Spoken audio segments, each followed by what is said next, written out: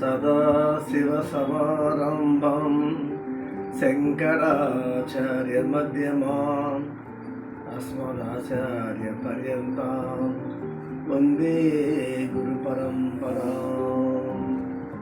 మద్గురుదేవులు సద్గురు శ్రీ శంకరానంద స్వామి వారి పాదపద్మాలకు సాష్టాంగ దండ ప్రణామాలు.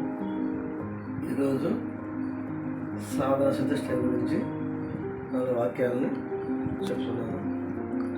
ఈ సాధన సిద్ధిష్ట సంపత్తి అనగా నిత్యానిత్య వస్తు వివేకము, నియమోత్తర ఫలభోగ విరాగము, సమాధి సత్క సంపత్తి, ముముక్షత్వము.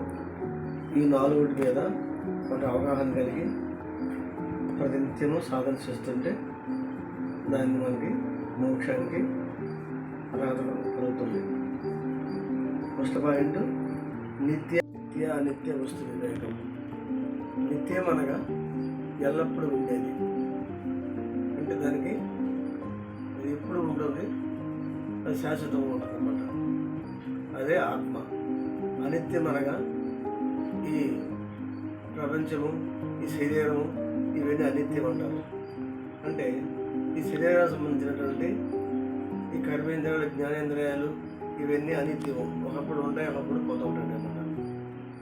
నిత్యం అంటే నేను పరమాత్మ స్వరూపం. పరమాత్మ అనేది ఎప్పుడు నిత్యంగా ఉంటుంది. ఈ నిత్య వస్తు వివేకము, వాటి మీద ఒక వివేకము కలిగి మనము ఏది నిత్యము ఏది అనిత్యము అనేది తెలుసుకోవాలి.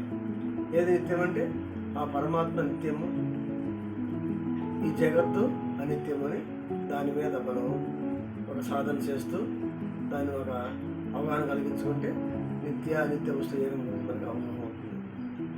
తర్వాత ఇహమూత్ర ఫలభోగ విరాగము. ఇహం అంటే ఈ లోకమునందు.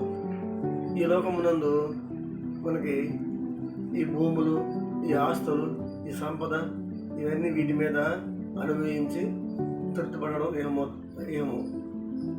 అంటే పరము అంటే ఇప్పుడు మనము పుణ్యాన్ని చేసి ఏదైనా కార్యక్రమాలు చేసి పుణ్యలోకానికి పోయి మళ్ళీ అక్కడ మన పుణ్యలోకంలో అన్నీ అనుభవించాలనేటువంటి కోరిక ఉండడం. కాబట్టి ఇహ మూత్ర ఫలభోగ విరాగం అంటే ఈ లోకమునందు ఉన్నటువంటి సుఖాలు ఉంది, కానీ పరలోకంలో ఉండే సుఖాలు ఉంది, కానీ మనకి అపేక్ష ఉండకూడదు. అవి మరలా మనకి బంధాన్ని కలిగిస్తుంటాయి అన్నమాట. కనుక ఇహ మూత్ర ఫలభోగ విరాగము దాని మీద వైరాగ్యం కలిగి ఉండాలి.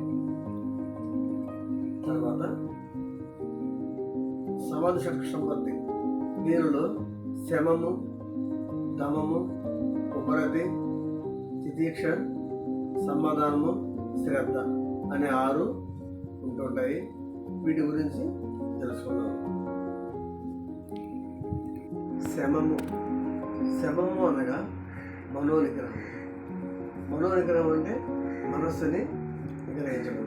అంటే ఈ బంధానికి, మోక్షానికి మూలము మనస్సే.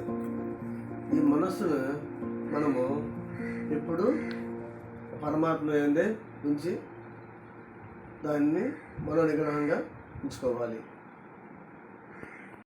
దమము అనగా ఇంద్రియ నిగ్రహం. ఇంద్రియాలు జ్ఞానేంద్రియాలని, కర్మేంద్రియాలని 2 విధాలుగా ఉంటాయి. జ్ఞానేంద్రియాలు కళ్ళు, నాలుక, చెవులు, చర్మం. ఈ జ్ఞానేంద్రియాలు. కళ్ళు చూస్తూ వస్తువులు మనకి జ్ఞానాన్ని కలిగిస్తుంది. చెవులు శబ్దాన్ని విని